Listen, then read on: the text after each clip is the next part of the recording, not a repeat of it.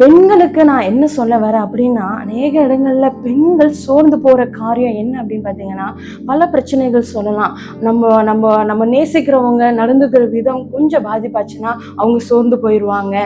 அடுத்தது பொருளாதார காரியங்கள், பிரச்சனை, போராட்டங்கள், இப்படி அநேக காரியங்கள். அடுத்தது பாருங்க, அவங்களுடைய குடும்ப லைஃப்ல தேர்ட் பர்சன் யாராவது அதிகமா விளையாடுவாங்க. அது யாரா வேணாலும் இருக்கலாம். கணவர்ட்ட பெண்கள் அவங்க மனைவியை பத்தி சொல்லி கொடுத்து பிரச்சனையை தூண்டி விடுறவங்க நிறைய பேர் இருக்கலாம். அது எந்த ஒரு ரிலேஷனா கூட இருக்கலாம்.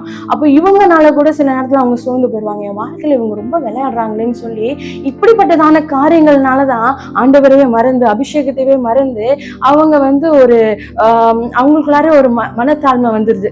நம்மளா ஜாம் பண்ணி என்ன ஆக போகுது அப்படின்னு சொல்லி, ஒருவேளை என் மேல எந்த ஒரு பிளானிங்குமே இல்லையா, நான் சும்மா ஜஸ்ட் எந்த ஒரு பயனும் இல்லாம ஒரு பேருக்கு தான் அப்படின்ற மாதிரி ஒரு எண்ணத்தை கொண்டு வந்து அவங்களே ஒண்ணும் இல்லாத போல் அவங்க நினைச்சுக்கிறாங்க. ஆனா நான் சொல்றேன், ஏவல் எதை இழந்தாங்களோ அதை நாம் பெற்றுக்கொள்ளும் பொழுது மறுபடியும் அதே சாயலை நம்மளால பெற்றுக்கொள்ள முடியும். நம்ம மேல தேவன் என்ன திட்டத்தை வச்சிருக்கிறாரோ அதை நிறைவேற்ற முடியும். தேவ திட்டத்தை உடையவள் தான் ஏவாள். நம்ம